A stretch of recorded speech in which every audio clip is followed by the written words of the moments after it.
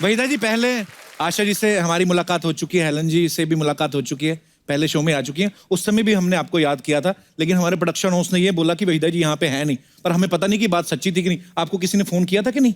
हम आपको बड़े सालों से वेट कर रहे हैं आपका। आई नो, एक बार किसी ने बुलाया तो था। अच्छा। मैं माफी चाहती हूँ। नहीं, वहीदा जी, आप वहीदा रहमान हैं, आपको माफी मांगने की जरूरत नहीं है। मैं तो खाली कंफर्म करना चाहता था कि प्रोडक्शन हाउस सही बोल रहा है ना।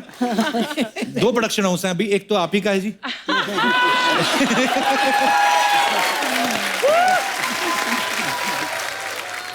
हिंदी सिनेमा में आपका कंट्रीब्यूशन जो है कोई भुला नहीं सकता।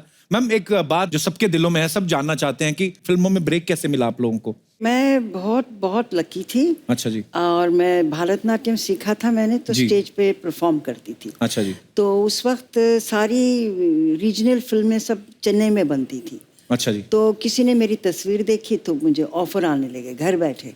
और मैं 13 साल की थी, तो मेरे पेरेंट्स ने कहा टू सून, मतलब बहुत छोटी है, न इधर की न उधर की। तो फिर एक तेलुगु फिल्म में मैंने डांस किया, फोक डांस। वो लकीली बहुत मशहूर हुआ। अच्छा जी। तो उसके बाद बस एक तेलुगु फिल्म थी, उसमें लीड रोल किया ऑपोजिट एनटी रामाराव, जो आंध्र प्रदेश के जी सीएम थे। उसके बाद गुरुदत्त जी मिले मुझसे हैदराबाद में। अच्छा जी। तो फिर उन्होंने मुझे बॉम्बे बुलाया। फिर इट्स अ हिस्ट्री। वाह, ग्रेट। पर आशा जी, आप कैसे आए फिल्मों में? मैं स्टेज पे परफॉर्म किया करती थी। अच्छा जी। और लेट बिमल रॉय ने मुझे डांस करते हुए देखा। मैं 9-10 साल की थी। अच्छा जी। तो उन्होंने देखा और मुझे बुलाया, फिल्म में काम करोगी? मैंने ऐसे कह दिया हाँ करूँगी। अच्छा जी। तो इस तरह से माँ पिक्चर में मैंने एक छोटा सा रोल किया था। अच्छा जी। उसके बाद तो मैं बड़ी हो गई, स्कूल में जाती थी। तो गूंज उठी शहनाई के लिए विजय भट्ट जी ने मुझे बुलाया। अच्छा जी। और कहा कि तुम्हें हीरोइन बना रहे, राजेंद्र कुमार जी हीरो है। तो 2 दिन की शूटिंग करने के बाद कहा कि नहीं, अब स्टार मटेरियल नहीं है। अच्छा। तो आप हम आपको नहीं ले सकते हैं। स्टार मटेरियल नहीं। तो हमको निकाल दिया गया। 1 हफ्ते में मुहूर्त था बहरूपिया का, और वहाँ एस मुखर्जी मिले, बोले कल फिल्मालय आ जाना। मैंने कहा अभी फिल्मालय क्या करना है, अभी तो मुझे डॉक्टर बनना है, मुझे तो नहीं जाना है। इसी तरह से वहाँ पहुँच गए। और फिर तो सबको मालूम है कि दिल दे के देखो कि हीरोइन बन गई।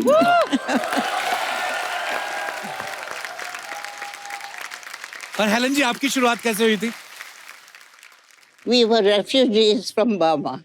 Okay. And during the war, we had to walk it for 9 months from Burma to Assam. I was very small. I was about 3-4 years old. Anyway, we came to India. God was great. And I went to school, and while going to school, I started learning Manipuri, a little of Bharatnatyam, and Kathak. Just the fundamentals, ताकि in case I was given a chance, I would know the stance of all these dances. उस ज़माने में कुकू जी बहुत बड़ी dancer and actress थी. अच्छा जी. And my mother requested her that मैं chorus में कम से कम join करूँ, क्योंकि we needed the money very badly. We were living in one room. The Mori was in one room. और another thing I must tell you, जब भी गर्मी का दिन था, हम लोग चटाई को ठंडा करके जमीन पे लगा के नहा के, we never used to wipe ourselves, put our nightie and we go to sleep. Oh my God. So we've seen these lovely days, praise the Lord. Because of that, I'm here now. Thank you. कितनी अच्छी बात है कि हमारी तीनों जो legend artist हैं, तीनों बचपन से ही इतनी टैलेंटेड थी कि 9-10 साल की उम्र में आपको रिकॉग्नाइज किया गया। मतलब कमाल है। आज हमें आपको तीनों को एक साथ देख के बहुत खुशी हो रही है। तो आप तीनों ने ब्लैक एंड व्हाइट फिल्मों में भी काम किया है, उसके बाद कलर फिल्मों का दौर आया। तो उस जमाने में जो पेमेंट होता था वो ब्लैक में होता था कि व्हाइट में होता था? सॉरी, ये बचकाना सवाल पूछने के लिए। दोनों में होता था। दोनों में होता था। अच्छा मैम, जब ब्लैक एंड व्हाइट फिल्मों से कलर का दौर आया, उस समय आपको सबसे, मैं ये सवाल अब तीनों से है, सबसे अच्छी चीज आपको क्या लगी जब सिनेमा जो है वो रंगीन हो गया? मुझे बल्कि ठीक नहीं लगा, क्योंकि उस अच्छा। वक्त लाइट बहुत ज्यादा इस्तेमाल करते थे। ओके। क्योंकि उनका फिल्म का एमल्शन कुछ कम था, ज्यादा था, something like that, technical thing. तो मुंह सारा जल जाता था। एक आइस बकेट में एक अच्छा। शामो लेदर कहते थे, उसको डाल के रखते थे, फिर मुंह पे लगाते रहते थे अच्छा बिफोर जी। The take. तो मैं कहती थी कहाँ फंस गए हम, इतनी ज्यादा गर्मी थी। और उस वक्त एसी तो थे ही नहीं कहीं भी, ना जी। कमरों में ना स्टूडियो में, तो बुरा हाल होता था। मैं तो कहती कलर में शुरू कर दी पिक्चर, हाय मर गए। अच्छा। और आशा जी, आपको अच्छा लगा जब रंगीन हो गया सिनेमा? पहली फिल्म जो मैंने की वो गेवा कलर की थी। अच्छा जी। हम हिंदुस्तानी, तो वो इतने बड़े बड़ी लाइट्स ले आते थे और वो लगा के, मुझे याद है मुझे ऐसे खड़े रहना था, कैमरा यहाँ था और वो लाइट यहाँ थी। अच्छा जी। शाम को देखा तो ये पूरा जल गया था। बाप रे। ओह, रिफ्लेक्टर्स इतने लगते थे, रिफ्लेक्टर्स ऐसे होते थे कि मेरी आंखें लाल हो जाती थी। जी। और लोग कहते थे हाँ तुम्हारी आंखें लाल कैसे होती है? अरे भैया, शराब वराब पीती हो क्या है? तो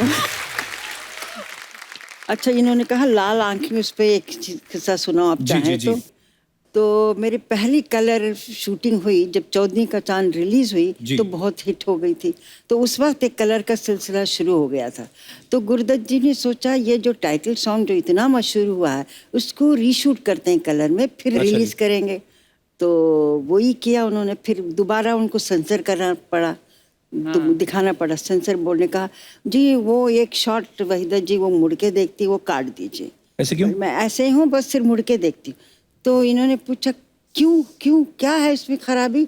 तो बोले जब वो मुड़ के देखती है उनकी आंखें लाल हो गई। तो अच्छा। हाँ साहब, लाइट बहुत है तो लाल हो गई। जैसे इन्होंने कहा नहीं, इसमें शी लुक्स वेरी सेंशियस। अच्छा।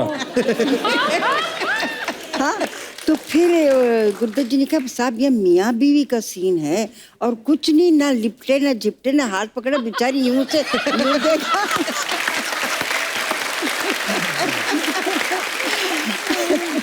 अगर वो सेंसर बोर्ड वाले अगर अब हों तो जी। बेचारे वो देख के तो बेहोश हो जाएंगे। आजकल तो बन रहा है। तो हेलन जी, उस दौर में जैसे आशा जी ने, वहीदा जी ने बताया कि लाइट्स बहुत ज्यादा होती थी और ऊपर से डांस करना, डांस में तो रीटेक भी और होते होंगे बिकॉज छोटे छोटे शॉट्स लेने हैं और इतनी सारी लाइट, आपको भी परेशानी होती होगी फिर तो? I was very happy that it was in color ji. because my costumes were very colorful. Ji. I could wear those feathers and I could, ji. you know, and I looked much better. So for me, color was lovely. Kapil, मैं जैसे आप सबने बोला कि इतनी गर्मी वगैरह, and then हम तो आज वैनिटी वैन मिलती है हमें और हम लोग इतने एयर कंडीशन कंट्रोल एनवायरनमेंट में शूट करते हैं। तो मैम आप सबसे पूछना चाहती हूँ कि आप लोग कैसे मेकअप करते थे? कभी जंगल में शूट है, कभी यहाँ, तो वैन तो होती नहीं थी। राइट। अर्चना, आप मानोगे नहीं, मुगले आजम जैसी पिक्चर बनी मोहन स्टूडियोज में, जी। वहाँ एक वॉशरूम नहीं था। बाप रे। तो एक बार मैं और लेट महमूद एक्टर, जी। हमने तय किया कि हम पैसे देते हैं। स्टूडियो ओनर को कहा भाई 2 बाथरूम बना दीजिए। दो। तो आफ्टर हम बोल के हम चले गए कि अगली दफा आएंगे शेड्यूल पे। 10 दिन के बाद आए तो जी हमने जल्दी से पूछा वो मैनेजर को, बाथरूम बना? हाँ जी इंतजाम कर दिया हमने। अच्छा अच्छा जी। क्या इंतजाम किया? वो कॉरिडोर में उन्होंने एक थंडर बॉक्स रख दिया था। बाप रे।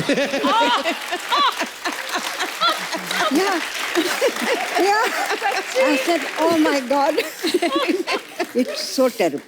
बाप रे, कितना मुश्किल होता होगा उस समय, सारा दिन शूट करना, वॉशरूम ही नहीं है। हमने वॉशरूम पानी नहीं पीना है। छोड़ दिया था। Oh कि स्टूडियो सुबह जाओ, से पानी शाम मत पियो। तक बाथरूम नहीं जाते थे। Oh my God. घर बाप रे। जाके बाथरूम जाते अभी थे। तक माशाल्लाह कितनी अच्छा है। हाँ।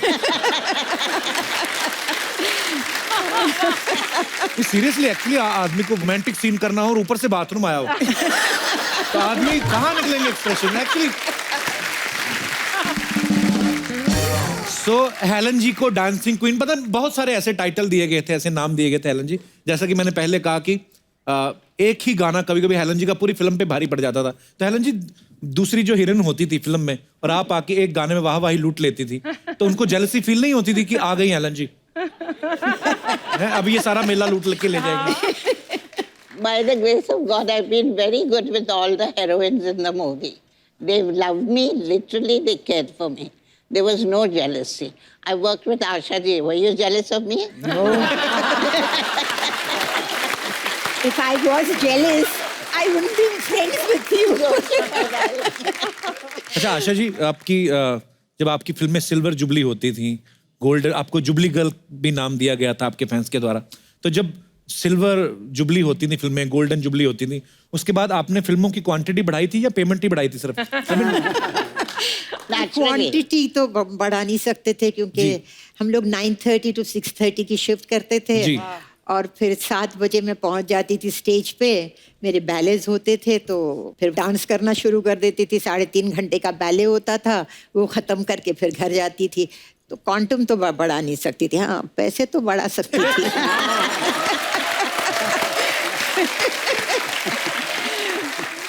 आशा जी, आपने तकरीबन सब स्टार्स के साथ काम किया है, जी। तो आपको अपनी जोड़ी सबसे ज्यादा किसके साथ अच्छी लगती थी? मेरी पहली फिल्म शम्मी कपूर जी के साथ थी। अच्छा जी। तो मुझे उनके साथ काम करने का ज़रा आसानी लगती थी। एक बहुत मतलब जो वो करते थे वो इमीडिएटली मैं पकड़ लेती थी। अच्छा जी। जैसे डांस होता था तो डांस डायरेक्टर नहीं होता था। अच्छा जी। अच्छा तुम ये कर लेना, मैं ये कर लूंगा। अच्छा, वाह। हाँ Really? तो इस तरह से कई गाने हमारे ऐसे थे कि विदाउट अ डांस डायरेक्टर बिना हमने dance किए हैं। क्या बात है यार। जी जी। और उनको मैं छेड़ती थी भी बहुत। मुझे याद है कि एक बार हम शूटिंग कर रहे थे कश्मीर में, तो उन्होंने कुछ पहलवान को बुलाया, उनके गले में कुछ हो गया था। अच्छा तो जी। बहुत हंसी, अरे पहलवान को बुलाया गला ठीक करने के लिए। ओह, दूसरे दिन मैं गिरी तो पैर में मोच आ गई। सब वो पहलवान फिर आ गए मेरा पैर ठीक करने। एज यूजुअल शमी जी कर रहे हैं, आया ना, मैंने कहा जी आ गया। एक्चुअली उस समय फिजियोथेरेपिस्ट थोड़ी ना होते थे, तो पहलवान ही जो पहले कुश्तियां करते थे। मुझे याद है बिकॉज मेरे फादर की कुश्ती करने के बड़े शौकीन थे, तो जब उनको कभी ऐसे हो जाता था तो पहलवान के पास जाते थे, और पहलवान भी पता नहीं कोई MRI कोई एक्सरे नहीं करते थे, खुद ही देख के ऐसे कड़क पटाखे की आवाज आती थी, या तो आदमी ठीक हो जाता था या बेड़ा गर्क। आशा जी, हेलन जी, आप मतलब जब भी किसी हीरो के साथ काम करती थी तो ऑब्वियसली हर एक का अलग अलग स्टाइल रहता है, लेकिन शम्मी जी के खुद के स्टेप होते थे, वो हम लोग सब हाँ वो देखते रहे। खुद ही मतलब कर लेते थे। तो वो कितनी एनर्जी होती थी, कितना मुश्किल रहता था उनके साथ डांस करना आपको भी? या एनर्जी तो क्या रिदम थी उनमें। हाँ जी। एक रिदम पे झटके clan is वटके। full of rhythm. या, सब बच्चे लोग। सभी लोग। और क्या शम्मी जी का कोई शशि प्रॉपर कपूर, डांस मैं नहीं बोल होता रही था, थी। जैसे जी। वाइल्ड डांस ना। जी। तो रिदम को पकड़ के उनमें इतनी पूरे जिस्म में रिदम थी। रिदम थी वो उनकी ये body हाथ में। भी यूं करो, यूं भी करो, तो सब रिदम में करते थे। Actually Isn't it? अच्छा वहीदा जी, ऐसे हमने सुना है कि जब आप फिल्मों में आई थी तब आपका नाम जो है वहीदा रहमान नहीं था, कोई और नाम था। नो, ऐसे पता नहीं क्यों अफवाह है ये? अफवाह है। असली नाम मेरा वहीदा रहमान, और वहीदा रहमान ये था। अच्छा जी। हाँ। मैं आज ही इनको बाहर निकालता हूँ जिन्होंने ये मुझे बोला ना। वहीदा जी, एक और अफवाह है, पता नहीं ये भी अफवाह ही है कि सच्ची बात है, लेकिन बड़ी ऐसे अफवाहें सुन के आ रहे मैं हैं आप। अफवाहें सुन के आया हूँ बहुत सारी। एक के बाद एक के बाद। पर उन्होंने कहा कि जो आपके भरतनाट्यम के जो गुरु थे उन्होंने पहले आपको डांस सिखाने से मना कर दिया था, हाँ, लेकिन बाद में आप ही उनकी बेस्ट स्टूडेंट निकली। हाँ। अच्छा, तो मतलब ये बात सही है। चलो ये वो बात बच गया आज। सही इसने तो ये क्या रीजन था वहीदा जी, उन्होंने क्यों मना किया आपको डांस सिखाने से? वो बहुत मशहूर वो एक गांव है, गांव के जैसे साहिर लुधियानवी, जी। तो तिरुचंदूर एक जगह है तमिलनाडु में, वहाँ के थे वो। अच्छा जी। तिरुचंदूर मीनाक्षी सुंदरम पिल्ले उनका नाम था। बाप रे, इतना लंबा नाम। हाँ, तो मुझे जिद आई कि उन्हीं से सीखना है। अच्छा तो जी। हमारे कोई बीच में फ्रेंड थे, उन्होंने जाके कहा ऐसे ऐसे सीखना है। जब नाम सुना तो बोले नाम तो मुसलमान है। बोले हाँ, लड़की भी मुसलमान। No no no no no, मैं मुसलमान को भरतनाट्यम कैसे सिखा सकता? अच्छा। बोले क्यों नहीं सिखा सकते साहब आप? नहीं, वो अभिनय जो हमारे डिवोशनल गाने होते उसको समझेगी नहीं, वो ठीक से कर नहीं पाएगी। तो 6 महीने लगा दिया, और मैं भी जिद से अड़ी रही कि उन्हीं से सीखना है। वाह। तो जब इन्होंने बहुत जबरदस्ती की हमारे दोस्त ने, तो बोले अच्छा उसकी कुंडली लेकर आओ। अच्छा। तो बोले जो वो लोग मुसलमान हैं वो कुंडली उंडली बनाते नहीं, बिलीव नहीं करते। अच्छा जी। तो बोले ये तो बड़ी मुश्किल है फिर। तो बोले अच्छा उसका बर्थ डेट लेकर आओ। अच्छा वो लेकर गए, तो उन्होंने अपने से चार्ट बनाया, कुछ यूं पता अच्छा। नहीं क्या क्या किया। तो बोली ये क्या हुआ, ये कैसे हुआ? तो उन्होंने पूछा क्या हुआ साहब? तो ये चार्ट में कहता है कि ये लड़की मेरी लास्ट और सबसे अच्छी स्टूडेंट होगी, वाह। हो नहीं सकता। तो उन्होंने ऐसे ढकल दिया, नहीं नहीं नहीं हो नहीं सकता, समथिंग इज रॉन्ग, या मैंने ठीक नहीं किया। तो बोले और 2 दिन दो। अच्छा, फिर 2 दिन के बाद फिर उन्होंने बनाया, बोले no again the same result. तो बोले चलो मैं सिखाता हूँ इसको। क्या बात है, लेकिन और वो बात सच भी साबित हुई। वाह। ऐसे हमने सुना है कि रेशमा और शेरा में एक ऐसा सीन था जिसमें आपको बच्चन साहब को ऐसे थप्पड़ मारना था, लेकिन बच्चन साहब की माताजी वहां पे रहती थी। तो मैम फिर कैसे मारा आपने? वो आदमी थोड़ा वो भी हो जाता कि यार सामने मम्मी है। नहीं, उन्होंने आंटी ने ये भी कहा वहीदा जरा संभाल के, तो मैं बिल्कुल डर गई। अच्छा तो जी। हर बार आए तो सुनील दत्त डायरेक्ट कर रहे थे उस वक्त, और सी रामचंद्रन कैमरामैन थे। अच्छा जी। तो उन्होंने कहा वहीदा जी आप ठीक से नहीं करेंगे तो रीटेक होंगे, उतने थप्पड़ पड़ेंगे। अच्छा जी। इससे बेहतर है अब दिल मजबूत करके एक कस के दे दीजिए, बात खत्म हो जाएगी। अच्छा जी। तो फिर लाइटिंग वगैरह हो रही थी, तो मैं जाके बैठी, तो आंटी बच्चन उधर बैठे हुए थे, वहीदा जरा संभाल के करना। तो मैं बिल्कुल डर गई। फिर मैंने जाके सुनील दत्त को कहा साहब मेरे से थप्पड़ नहीं मारा जा रहा है। बोले क्यों क्यों नहीं मारा जा रहा? कि वो आंटी ने कह दिया जरा संभल के। तो बोले ओहो, तो फिर आंटी को कहना चाहिए इस शॉट के लिए आप बाहर जाके बैठिए। अच्छा, तो बाहर भेजा फिर उनको? बाहर भेजना पड़ा। तो उसके बाद फिर सब सेट पे असिस्टेंट डायरेक्टर सुनील दत्त सब कहने के एक ही शॉट, एक ही टेक, एक कस के लगा दीजिए। मैंने कहा अमिताभ बहुत कस के लगाने वाली हूँ। हाँ कोई बात नहीं। खैर शॉट हुआ, लकीली पहला टेक ओके हुआ। तो फिर अमिताभ कहेंगे वहीदा जी काफी अच्छा था।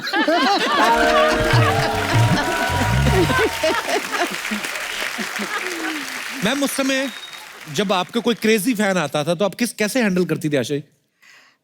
सेट पे शूटिंग देखने आ जाते होंगे, आपके घर के बाहर आ जाते होंगे कहीं? घर के बाहर एक चाइनीज आदमी आता था। चाइनीज? हाँ। अच्छा जी। तो वो मतलब आके घर के बाहर दरवाजे के बाहर ही बैठ गया।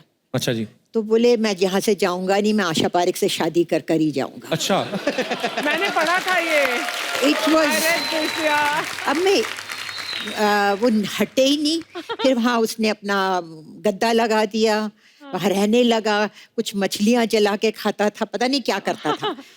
और लोग उसको कहे यहाँ से हटो, तो वो छुरी निकाल कर दिखाए कि मैं हटूंगा नहीं। अब जब उसने छुरी उरी निकालने की बात की तो अब मुझे डर लगने लगा। मैं रात को लेट शूटिंग करके आऊँ तो मैं अपने नीचे कार के नीचे मतलब छिप कर रहा हूँ और छिप कर देखूं कि वो है कि नहीं, बैठा हुआ है तो फिर छिप जाऊं। फिर मैंने कहा ये तो बहुत हो रहा है। 1 महीना ये चलता रहा। तो फिर मैंने जो है पुलिस कमिश्नर को फोन किया। अच्छा जी। वो कहा कि भैया इसको पकड़ के ले जाओ। उसको पकड़ कर ले गए जेल में। वहां से उसने मुझे पोस्ट कार्ड लिखा। अच्छा। कि मुझे ये लोग ले गए हैं, प्लीज मुझे बाहर निकालो। बेल भी आप ही कराओ। मैंने कहा अंदर तो मैंने डाला है तुमको। मैंने कहा अंदर तो मैंने तुमको डाला है, मैं तुमको आके बाहर निकालूं? मैं पागल हूँ क्या? फिर पता नहीं कहाँ चला गया, मुझे नहीं मालूम। You're looking out for him now. No बाबा। हेलन जी आपके साथ कभी नहीं हुआ ऐसा? हुआ होगा जरूर। एक बहुत अच्छी फैन थी, अच्छी फैन, अच्छा जी। थी? ओहो। आशा भोसले। अच्छा, वाह।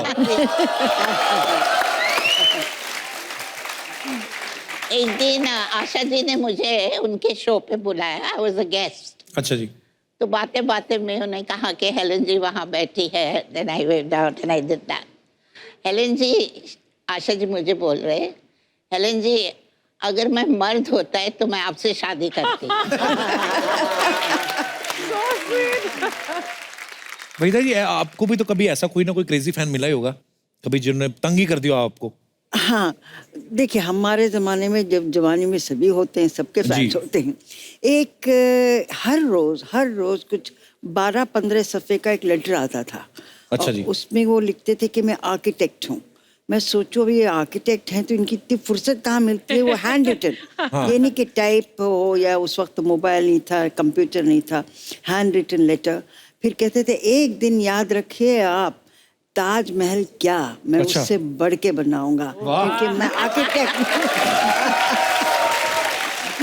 अच्छा मैम, आजकल बहुत सारे ऐसे प्लेटफॉर्म्स हैं सोशल मीडिया है, मतलब आप अपने फैंस के साथ सीधा कनेक्ट कर सकते हैं। आप उनको अगर कुछ आप कोई नई फिल्म कर रहे हैं उनको बता सकते हैं, सीधा उनके साथ चैट सेशन करते हैं। आजकल के जो भी स्टार्स हैं, उस समय में तो ऐसा सोशल मीडिया तो होता नहीं था। सो बहुत सारे सवाल हैं जो हमारे दर्शकों के मन में, वो मैं आपसे पूछना चाहता हूँ। आप तीनों उनके जवाब दे सकते हैं। आपके टाइम पे जो फिल्में बनती थी उनमें सबसे ज्यादा स्टाइलिश हीरो कौन था? आप तीनों जवाब दे सकती हैं। स्टाइलिश हीरो जी। मेरे कैटेगरी में जो देवानंद थे, अच्छा जी, फिर देव साहब। शम्मी कपूर थे। शम्मी कपूर साहब, वाह क्या बात है। आशा जी आप? मुझे लगता है फिरोज खान। फिरोज साहब, जी जी, फिरोज वाह। खान। हेलन जी, आप तो खुद इतने स्टाइलिश नहीं, लेकिन आपको कौन स्टाइलिश हीरो लगता था? देवानंद। देव साहब, वाह। उस समय शूटिंग पे सबसे ज्यादा लेट कौन आता था? राज कपूर। राज कपूर साहब। सब आप सब सहमत हैं आशा जी? आप ये सब? बड़ा टेढ़ा सवाल है। हंसने वाला मगर आते सवाल थे है। लेट। मैंने 2 पिक्चरें की उनके साथ। अगर 9:30 से 6:30 तक की शिफ्ट होती थी जी। तो वो 2 बजे आते थे। अच्छा जी। तो फिर आधी शिफ्ट चली गई, फिर लंच खा के फिर आराम करके उठ के अच्छा। तो फिर मैंने प्रोड्यूसर को कहा आप 2 से 10 की शिफ्ट की रखिए। अच्छा जी। दोपहर के 2 से रात के 10 से। बोले हाँ अच्छा आइडिया है, चलो वो कर दें। तो वो 2 से 10 बजे की शिफ्ट रखते थे, तो वो 6 बजे आते थे। फिर एक दिन उन्होंने, मैं कहती थी क्या राज जी मैं बैठ बैठ के थक जाती हूँ। नहीं सॉरी। एक दिन मिल्क कॉलोनी में शूटिंग थी, तो मेरे प्रोड्यूसर ने कहा वहीदा जी आप घर से मत निकलिए जब तक मैं फ़ोन नहीं करूँ। अच्छा। आई फील गिल्टी, आप बैठी रहती हैं वहाँ, क्या करें। मैंने कहा अच्छी बात है। तो फिर फ्रैंटिकली फ़ोन आया, उस वक्त मोबाइल नहीं था, कुछ नहीं। निकलिए जल्दी निकलिए। मैंने कहा क्या हुआ? बड़ी सुबह 7 बजे राज जी आउटडोर में बैठे हुए हैं। मैंने कहा राज जी 10 बजे। बोले मैं बदनाम हूँ कि मैं लेट आता हूँ, मैं बैठा हूँ, आप अभी आई हैं, अभी आपको मेकअप करना है, बाल बनाने कितनी देर लगेगी, मैं कितनी देर बैठा रहूँगा। मैंने कहा मुझे जिंदगी भर बिठाते थे, अभी आप बैठे रहिए। ऐसे कौन से एक्टर थे जो दूसरों के डायलॉग चेंज करवा देते थे? ऐसा कोई था? मैंने एक पिक्चर में काम किया था जिसमें कृष्णा करके कोई विलन था। अच्छा जी। तो वो क्या होता था 7 to 2, 2 to 10 की शिफ्ट होती थी। तो मैं 2 to 10 की शिफ्ट में उसकी शूटिंग करने जाती थी। अब वो 6 बजे तो वो सारे डायलॉग उल्टे बोले। अच्छा। हाँ, वो बोले कि जैसे ये था कि शल्लो तुम कीचड़ में खिला हुआ कमल हो, तो वो बोलेगा शल्लो तुम कमल में खिला हुआ कीचड़ हो। तो एक दिन ये हुआ, अच्छा बिकॉज मैं बहुत बड़ी स्टार थी तो पूरे सेट पे सन्नाटा। तो उसने कहा क्या हुआ? अरे भाई तुम क्या बोल रहे हो? तो बोले क्या बोल रहा हूँ? तो बोले तुमने ये डायलॉग बोला है। अच्छा मैंने ऐसा बोला, सॉरी हाँ फिर से करते हैं। फिर वही बात। अच्छा। हर चीज में, मतलब वो सुजीत कुमार के साथ था कि शल्लो के साथ मैं सुहाग रात मनाऊंगा। वो 6:30 बज गए थे तो कहने लगे कि शल्लो की जगह मैं तुम्हारे साथ सुहाग रात।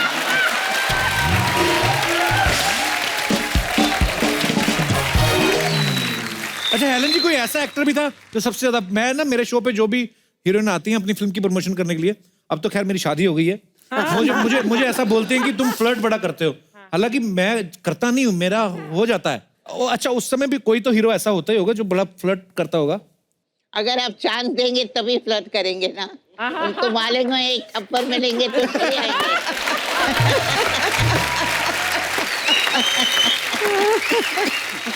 तो मैम सलीम साहब से आपकी मुलाकात कैसे हुई थी?